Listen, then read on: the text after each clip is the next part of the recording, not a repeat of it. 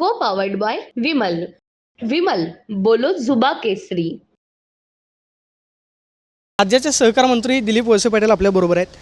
साहेब, सुरुवातीला हे सांगा की आता तुमची तब्येत कशी आहे? माझी तब्येत एकदम चांगली आहे आणि आता पूर्णपणानं मी सर्व शासकीय कामं, संस्थांची कामं, लोकांची कामं याच्यामध्ये आणि राज्यस्तरावर आमच्या निवडणुकीच्या कामामध्ये सहभागी व्हायला सुरुवात केली. तुम्ही आज खरं तर सहकार खात्याच्या संदर्भात जिल्हा मध्यवर्ती बँका त्याचबरोबर अर्बन बँकांच्या बैठका घेत आहेत. आज नेमका कसा दिनक्रम असणार आहे? काय नेमके महत्त्वाचे मुद्दे आजच्या बैठकीमध्ये असतात?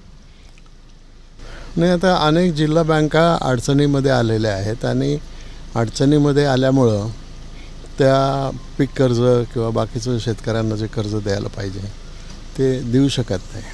तर त्याच्यावर काही मार्ग निघतो का, याच्या संदर्भात बँकांचे चेअरमन आणि MD यांना बोलवलेलं आहे.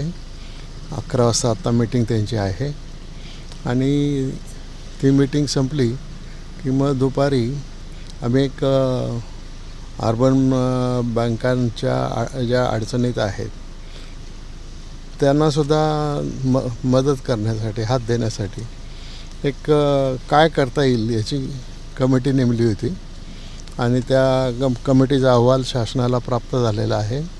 तर कमिटीचे सर्व सन्माननीय सदस्य आणि शासकीय अधिकारी असे आम्ही एकत्र बसणार आहोत आणि त्याच्यावर काय मार्ग निघतो ते बघून मग माननीय अर्थमंत्री अजितदादा पवार आणि CM साहेब, देवेंद्रजी या सगळ्यांच्या बरोबर बसून याच्यातून काय मार्ग निघतो तो प्रयत्न करणार आहे. सर, तुम्ही कामकाजाला सुरुवात केलेली आहे.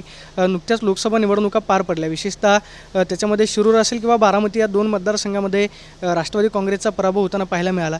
याची नेमकी महत्त्वाची कारणं काय होती? त्या संदर्भातली काही समीक्षा तुम्ही तुमच्या पक्ष स्तरावरती केली आहे? समीक्षा चालू आहे, पण आता जे देश स्तरावर जे मुद्दे पुढे आलेले आहेत तेच मुद्दे हे आमच्या मतदारसंघामध्ये इथेही पुढे आले आणि त्याचा फटका आम्हाला बसला. आगामी विधानसभा निवडणुकीच्या दृष्टीनं आतापासूनच तुम्ही कशी तयारी करता? म्हणजे पुणे जिल्ह्यातले जवळपास सगळे जे विधानसभा मतदारसंघ आहेत त्याच्यामध्ये कशी तयारी सुरू झाली? नाही, याबाबत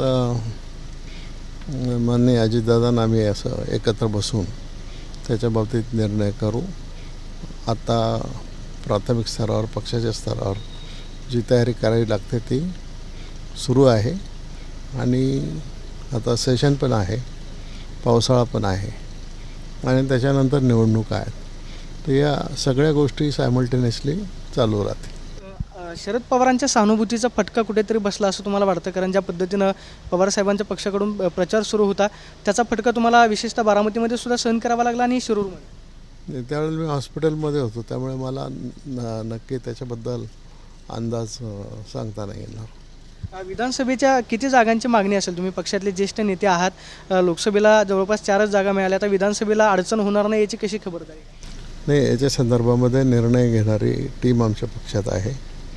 माननीय प्रफुल्ल पटेल, माननीय अजितदादा आणि सुनीलजी तटकरे, भुजबळ साहेब हे लोक निर्णय घेतात, हे लोक निगोशिएट करतात. त्यामुळे आता जशी जशी परिस्थिती पुढे येईल तसं आणि जसं आमचा अभ्यास होईल, सर्वे होईल त्याप्रमाणे आम्ही निर्णय करू आणि मग आम्हाला किती जागा पाहिजेत तसं तर आमची अपेक्षा 90 जागांची आहे, परंतु आता किती जागा मिळतील ते वाटाघाटी करणाऱ्या टीमलाच माहीत असतं.